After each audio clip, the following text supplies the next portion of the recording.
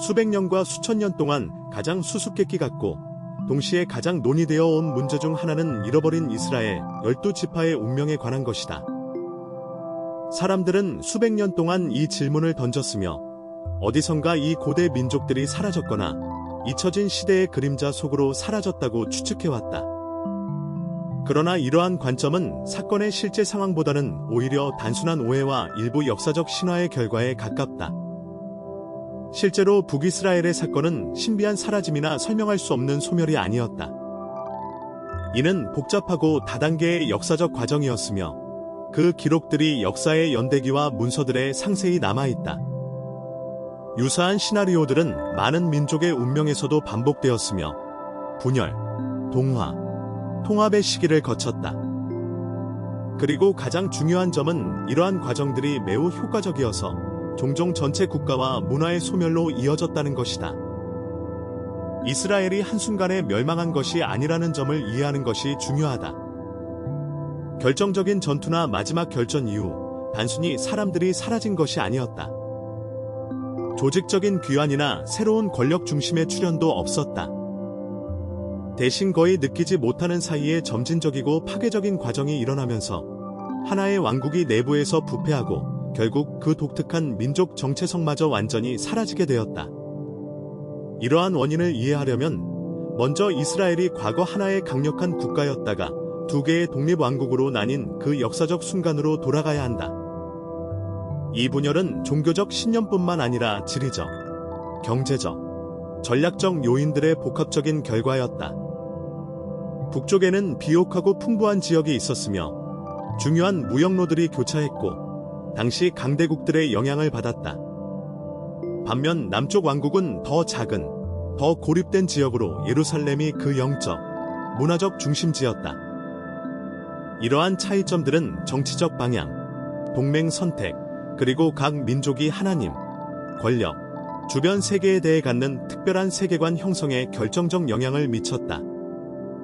북이스라엘 왕들은 그들의 이익을 고려하여 전략적 결정을 내렸다. 그러나 이러한 결정들이 장기적인 결과를 가져왔다. 아시리아가 등장하면서 그들의 행위는 이후 다른 제국들이 취한 방식과 달랐다. 영토를 정복하는 것뿐만 아니라 아시리아는 민족 전체를 파괴하려고 했으며 위협과 완전한 멸종을 통해 이들을 제압했다. 바로 이러한 전술이 이스라엘 12지파 중 10개가 민족으로서 사라지고 흔적도, 기반도, 돌아올 길도 남지 않게 만든 것이다. 이 이야기에는 중요한 교훈과 미묘한 차이점이 담겨 있습니다. 이를 통해 왜 남쪽 왕국 유다만 바빌론 포로기에서 돌아올 수 있었고 북쪽 이스라엘 왕국은 그렇지 못했는지 이해하는 데 도움을 줍니다. 솔로몬 사후 이스라엘이 분열된 것은 단순히 내분이나 권력 다툼 때문이 아니었습니다. 이 분열은 우연의 산물이 아니었으며 깊은 구조적 성격을 지니고 있었습니다. 이는 이미 당시 국가 내부에서 진행되고 있던 내적 융해와 고통의 증거였습니다. 이에 대해 상세히 서술된 곳이 바로 열왕기상 12장입니다.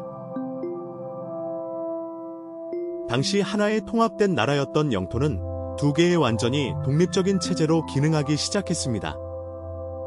북쪽 이스라엘 왕국은 광대하고 비옥하며 경제적으로 활발한 지역으로 형성되었으며 이 지역은 이집트와 메소포타미아를 연결하는 중요한 교역로를 가로지르고 있었습니다.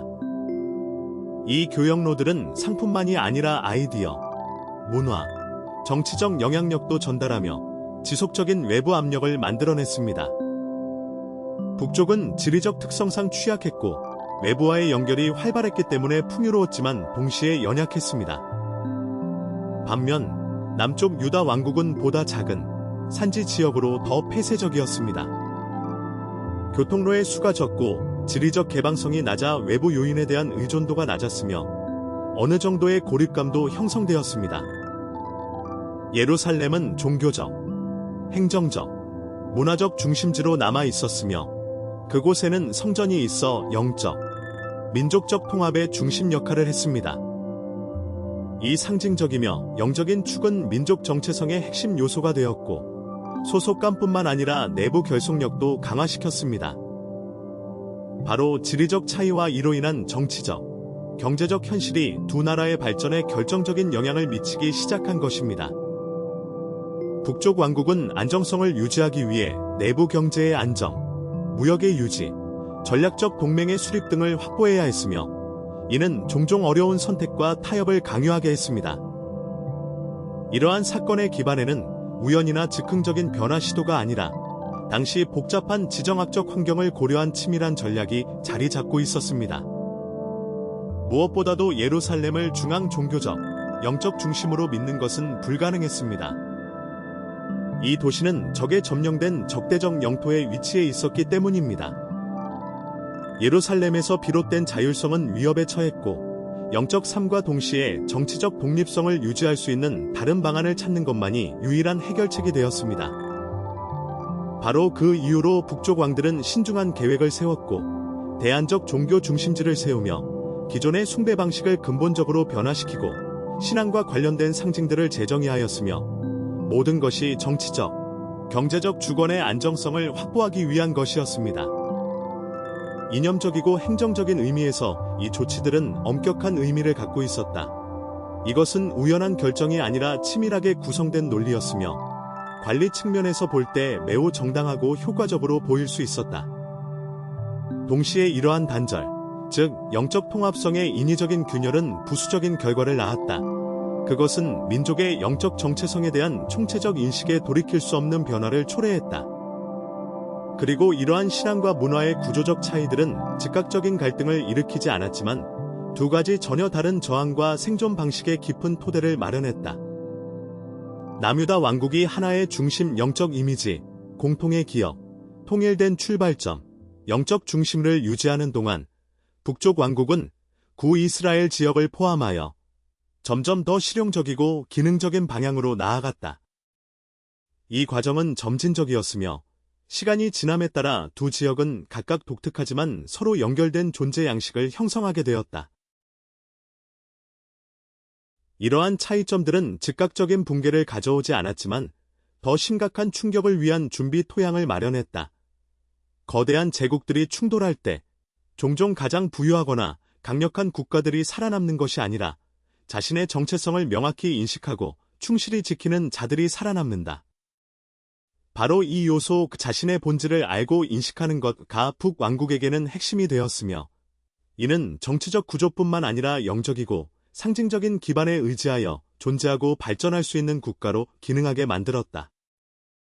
여기서 중요한 이해는 단순한 군사력이나 무역만으로는 국가의 지속적인 성공과 안정을 보장할 수 없다는 것이다.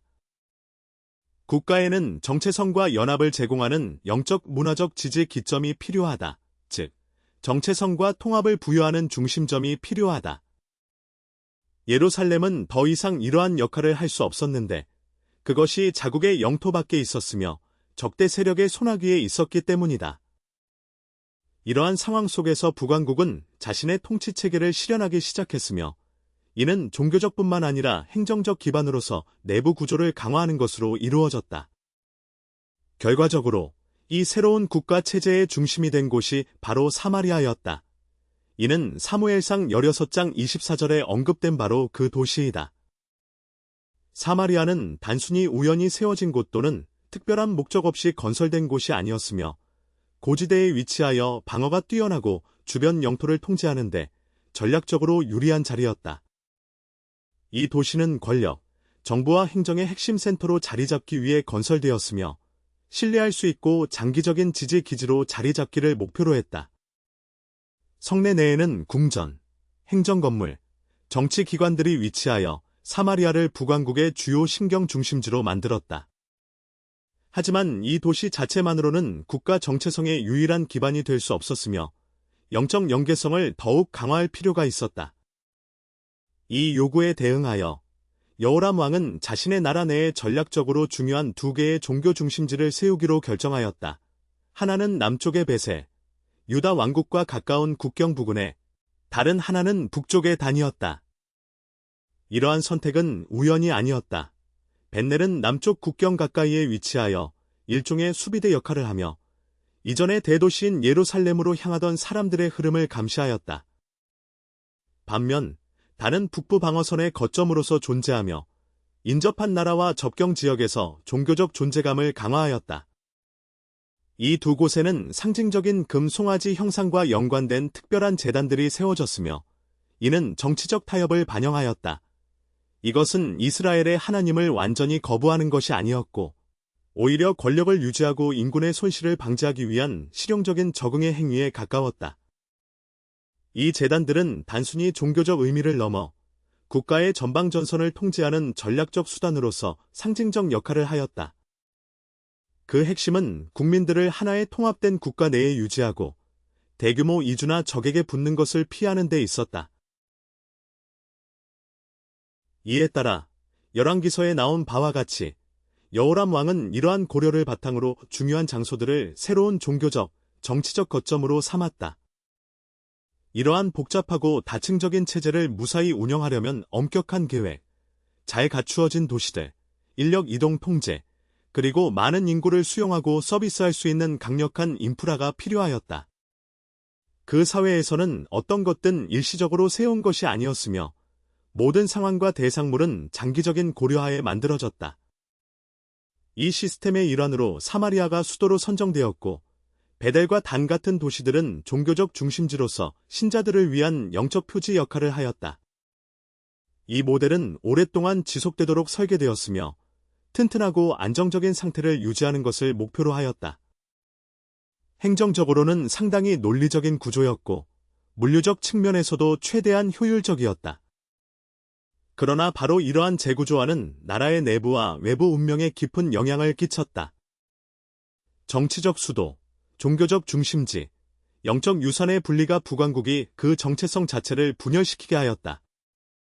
한때 하나의 중심에 통합되었던 영적 경험은 점차 해체되기 시작했고 믿음은 예루살렘이라는 핵심 오래를 중심으로 돌던 것이 아니라 점점 더 국가 시스템의 작동에 의존하게 되었다. 이것이 당시에는 편리하고 안정된 것처럼 보였으나 유다 왕국은 예루살렘, 성전이 위치하고 있으며 영적 생활의 핵심, 이 정체성의 중심을 이루면서 충실히 남아 있었으며 북왕국은 오히려 이 시스템의 지속적인 작동에 전적으로 의존하게 되었다.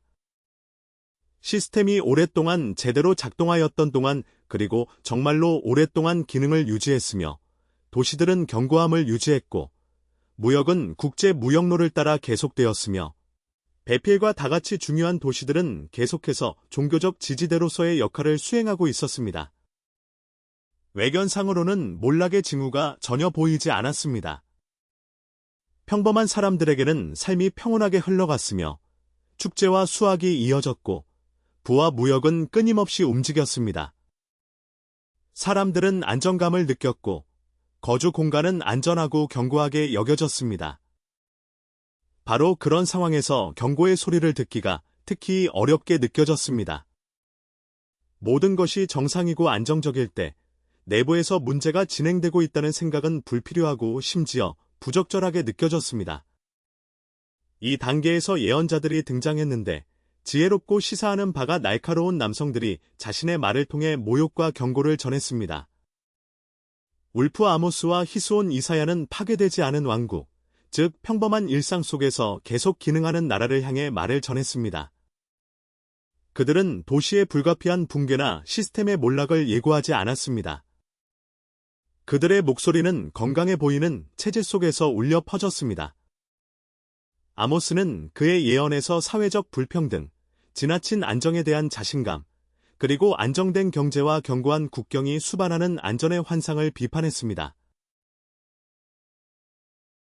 반면 히스온은 영적 불성실함과 하나님에 대한 신뢰를 대신하는 정치적 동맹에 대해 이야기했습니다. 그리고 모두 이 문제들이 내적 위협의 징후로 받아들여졌으나 이상하게도 주목받지 못하는 채로 남아 있었습니다. 문제는 체계가 명백하고 희미하게나마 결과를 보여주고 있었던 데 있었습니다. 믿음과 구조는 움직임이 없는 듯 보였으며 성전은 계속 의식을 행했고 도시의 벽은 방벽처럼 서 있었으며 국경은 외부 위협으로부터 지켜지고 있었습니다. 이는 모두 폭넓은 신뢰, 곧 왕국이 새로운 안정된 균형을 이룬 것 같은 착각을 만들어냈습니다. 이 순간에는 모든 문제가 해결된 것 같았고 내부의 잠복한 위험도 일시적이고 사소한 흔들림, 행동에 큰 영향을 미치지 않는 미미한 현상이라고 여겨졌습니다. 성경은 분명히 북왕국의 가장 큰 실수는 하나님의 뜻을 어긴 것뿐만 아니라 성공을 잘못 이해한 것임을 보여줍니다. 그들은 행운과 부를 하늘의 승인으로 여겼던 것입니다. 체계가 제대로 작동하고 있었던, 그리고 그것이 매우 잘 작동했을 때 예언자들의 경고는 허공의 소리처럼 들렸습니다. 무역로는 나라 곳곳을 거쳤고 도시들은 번영했으며 심지어 영적 가치는 별것 아니게 여겨졌습니다. 내부 영적 삶은 종종 소홀히 여겨졌으며 경제와 외적 질서에 비해 부차적이라고 여겼습니다. 베필과 다와 같은 도시들이 견고하게 남아있는 한 사람들은 급히 무엇인가를 고쳐야 한다는 필연성을 느끼지 못했습니다. 외부의 침공과 내부의 분열에 맞서 나라가 버티고 있는 한 전체 상황은 꽤 안정적이게 느껴졌습니다. 그러나 바로 그런 은폐된, 보이지 않는 무능력 속의 위험이 숨어 있었던 것입니다. 체계는 대개 모든 요소가 결함 없이 유지될 때만 제대로 작동하기 때문에 그들이 파괴될 때는 마치 몰래 무너지듯 서서히 붕괴가 일어납니다. 그래서 이러한 환경에서는 내면의 경고를 귀 기울여 듣는 능력과 안정성을 환상해 가려 계속적인 정신적, 사회적 갱신의 필요성을 인식하는 것이 매우 중요합니다. 현대 세계에서는 종종 모든 것이 무너질 때 생존하는 법을 가르치지 않으며 일상적인 지표, 규범, 연줄이 흔적도 없이 사라진 상태를 대비하지 않습니다. 예전 북쪽 왕국의 생명이 넘치던 책에서는 그 본질이 그 구조와 수도, 지역 중심지, 안정된 정치적 정세와 긴밀히 연결되어 있었습니다. 바로 이 요소들이 그 성격을 형성했고 신뢰와 안정감의 느낌을 만들어냈습니다. 그러나 이러한 극단적 상황에 대비하는 준비는 전혀 되어 있지 않았습니다. 국경, 도시, 습관처럼 익숙한 것들이 사라지고 국가의 지도가 황량한 공백이 될 수 있다는 개념조차 국민의 기억이나 의식에 새겨지지 않았으며 재앙을 견뎌낼 영적 통합성도 없었습니다. 신과의 연결, 영적 근원, 믿음과 전통으로 유지되는 영적 힘은 모두 파괴되거나 잊혀졌습니다. 이를 보았던 예언자들은 다가오는 재앙을 예고하며 사람들에게 위협을 깨달으라고 경고했지만 사람들은 현재를 바라보며 평온하고 안전하다고 인식했고 미래에 대해 깊이 생각하지 않았습니다. 그리고 바로 이 순간 모든 것이 안정되고 위험이 지나갔다고 여겨질 때 북쪽 왕국 역사상 가장 중요한 전환점이 도래했습니다. 바로 그 연약한 순간이 아니라 강하고 자신감 넘치는 듯 보였던 때, 모든 경고를 무시하는 듯한 순간이었습니다. 시스템이 제대로 작동하고 흠잡을 데 없을 때, 사람들은 그것이 곧 무너지리라고 기대하지 않으며 붕괴는 갑자기 조용히 찾아옵니다. 그런데 강력한 아수르가 등장하면 상황은 완전히 바뀝니다. 이 제국주의적 메커니즘은 성경 이야기의 정복자들과 달리 정복한 지역을 지배하기 위해 작동하지 않습니다. 그 목표는 훨씬 더 깊고 피로 물드는 것, 바로 피통합, 파괴, 그리고 국민 정체성의 용해입니다. 그는 기존의 문화와 전통을 지배하는 것에 관심이 없으며 그것들을 없애버리고 무의 미물로 만들어 버리려 합니다. 아수르 군대의 첫 번째 침공에 앞서 성경 구절은 분명히 보여줍니다. 북왕국이 갑자기 함락당한 것이 아니라 예견 가능하고 준비된 일이었음을. 수년간 하나님은 예언자들을 보내어 국민에게 경고하고 교훈하셨습니다. 이사야, 열시야, 아모스, 오시야 같은 인물들은 왕과 국민에게 직접 말하며 영적 분열과 도덕적 붕괴를 경계했습니다. 이 예언들은 무작위 메시지가 아니라 명확하게 보편적 문제를 지적합니다. 영적, 문화적 정체성을 지키는 대신 표면, 구조와 권력, 통제의 메커니즘에만 집중하는 것. 이러한 내적 파괴는 민족이 자신의 본질과 운명을 제대로 인식하지 못하게 하는데, 이는 성경에서도 선명히 드러납니다. 13번째 선지자들이 이스라엘에 여러 차례 경고했지만 그 경고의 말들은 아무런 관심이나 반응을 얻지 못했습니다. 아시리아 군대가 공격을 시작했을 때 그 과정은 즉시 이루어진 것이 아니었습니다. 처음에는 정치적 압박이 점차 심해졌습니다. 조세의 요구, 복종 강요, 외세와의 의존 및 영향력. 이후에는 군사 침공이 이어졌습니다. 국경 도시들과 전략적 지역들, 작은 정착촌들이 점령되었습니다. 점차적으로 문자 그대로 한 걸음씩 땅이 황폐해져 갔고 포위가 샤마리의 성도, 곧 수도에 이르기까지 지속되었습니다. 성경은 그 포위가 여러 해 동안 계속되었다고 기록하고 있으며 온 나라가 온 힘을 다해 저항했다고 적고 있습니다. 성벽은 여전히 남아 있었고 도시는 이전과 같이 기능하며 저항이 계속되는 것처럼 보였습니다. 그러나 내부에서는 이미 그 과정이 시작되고 있었습니다. 내부에서는 붕괴가 일어나고 있었습니다. 샤말이 함락 직후, 그것은 단순히 도시를 점령한 것 이상의 의미가 있었습니다. 이는 북왕국의 마지막 버팀목이 완전히 파괴된 것이었습니다. 13번째 왕국기에는 도시가 어떻게 함락되었는지와 그 주민들이 지금으로부터 먼 곳으로 강제 추방된 모습이 묘사되어 있습니다. 그러나 성경 이야기는 포위 기술이나 군사의 힘보다는 정복 방식에 더 많은 관심을 둡니다. 이에서는 지도자들이 추방되고 전체 정착촌이 먼 시골로 옮겨지고 새로운 부족들이 대신 들어오는 과정이 강조됩니다. 이 과정은 단순한 집과 벽의 파괴를 넘어서 그 민족의 정체성 언어, 전통, 종교 의식까지도 파괴하는 것이었습니다. 사람들은 나뉘고 섞이게 되었으며 그들의 공동기억과 믿음이 더 이상 버팀목이 될 수 없게 되었고 그들의 문화적 정체성은 돌이킬 수 없이 무너져 갔습니다. 이는 단순히 물리적 파괴에 그치지 않고 민족의 정신적, 문화적 소멸을 꾀하는 전략이었습니다. 결국 민족의 통합과 영적 유대를 저해하여 그들은 결국 독립된 민족적, 영적 단위로서 사라지고 말았습니다. 내부적으로 이미 분열되어 있던 북왕국은 결국 전면적인 추방과 파괴의 압력에 견딜 수 없었으며 그 멸망은 피할 수 없는 운명이 되었습니다. 그들은 생존에 중요한 정신적이고 민족적인 핵심 요소들을 잃었기 때문입니다. 민족을 하나로 묶는 영적 중심, 법률로서의 성문화, 그리고 경계를 넘어 유지될 수 있는 정체성 의식. 성경에서는 이러한 운명을 신비하거나 불가피한 숙명으로 여기지 않습니다. 오히려 그것은 반복되고 축적된 죄악의 결과로서 자연스러운 귀결로 설명됩니다. 이는 열왕기상 15장과 열왕기상 17장에서 언급되며 두 번째 열왕기상 17장에서 상세하게 분석됩니다. 아시리아인들의 손님으로서 북이스라엘에 대한 기억은 이미 자연스럽게 약화되어 있었다. 이는 내부 부패와 정신적 기반의 쇠퇴로 인해 스스로 약해진 것이었다. 그래서 결국 사마리아 성이 무너지고 이 왕국의 마지막 요새가 함락되었을 때 이는 단순히 정치적, 지리적 통합의 상실만을 의미하는 것이 아니었다. 조직적인 귀환이 시작되지도 그들의 역사적 또는 민족적 유산에 새로운 균열이 생기지도 않았다. 오히려 흩어져 여러 민족과 집단에 퍼져 있던 수많은 개인들만 남았으며 이들은 타문화에 빨려 들어가 있으며 민족적 자각을 유지하거나 독립된 민족으로서 다시 일어설 내부 구조도 부족했다. 북이스라엘의 소멸은 단번에 일어난 일이 아니었으며 점차 천천히 생존의 핵심 조건들을 잃어가면서 진행되었다. 이것이 바로 그 운명을 유다의 미래와 구별시킨다.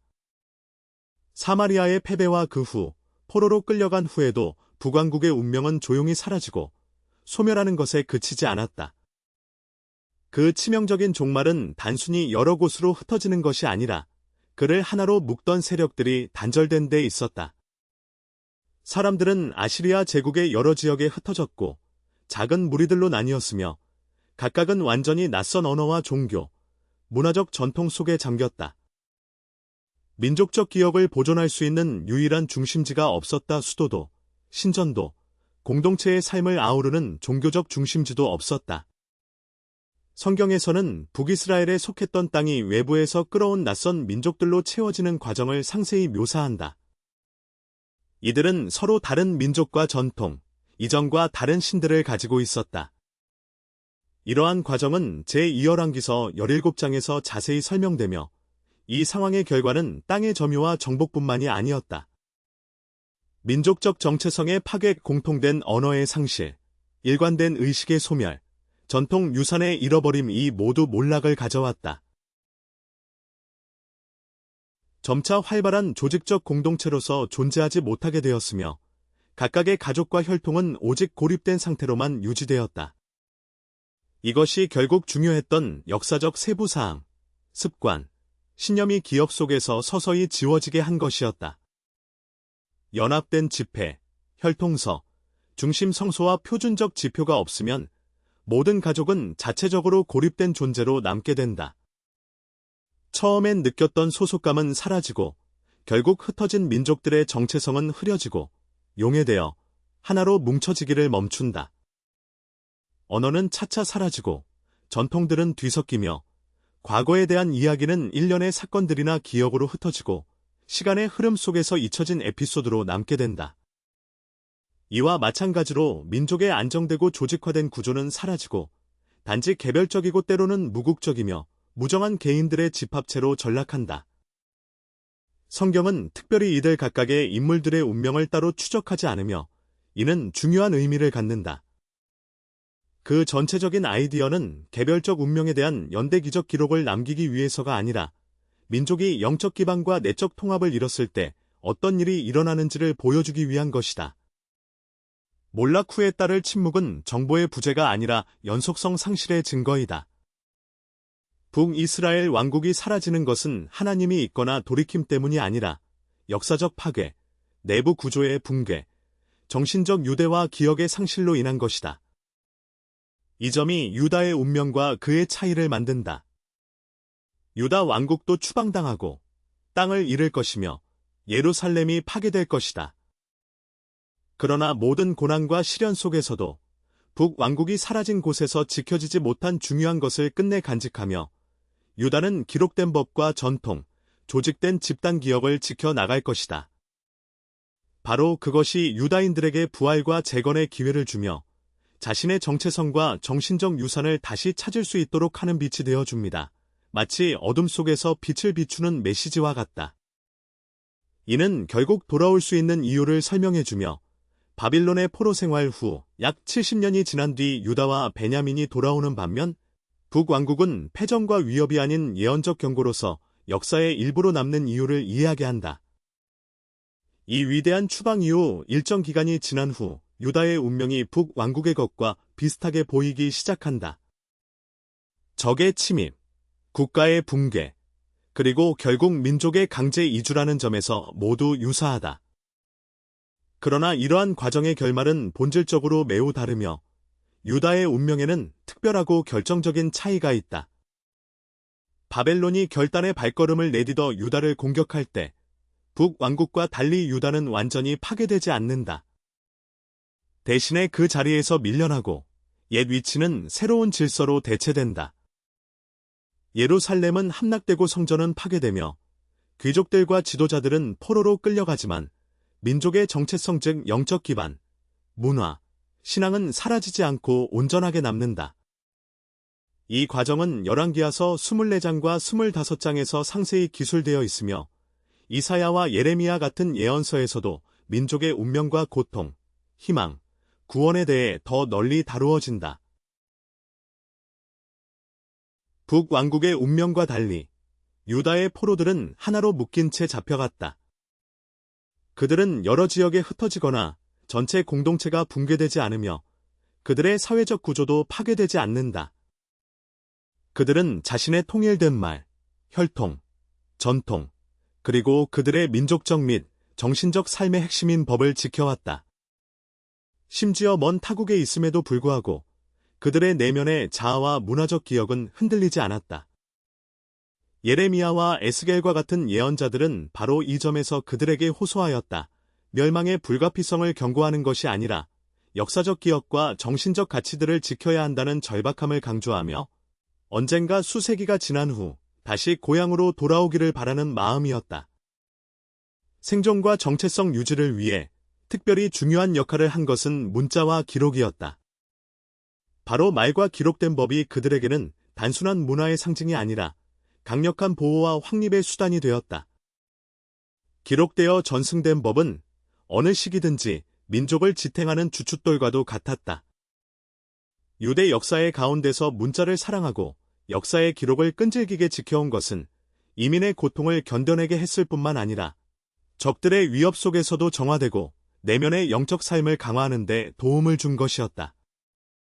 바로 이로부터 70년 만에 바벨론 포로 생활이 끝나고 유대인들이 고향으로 돌아와 파괴된 예루살렘을 복원하고 성전을 재건하며 잃어버렸던 종교를 다시 세울 수 있었다.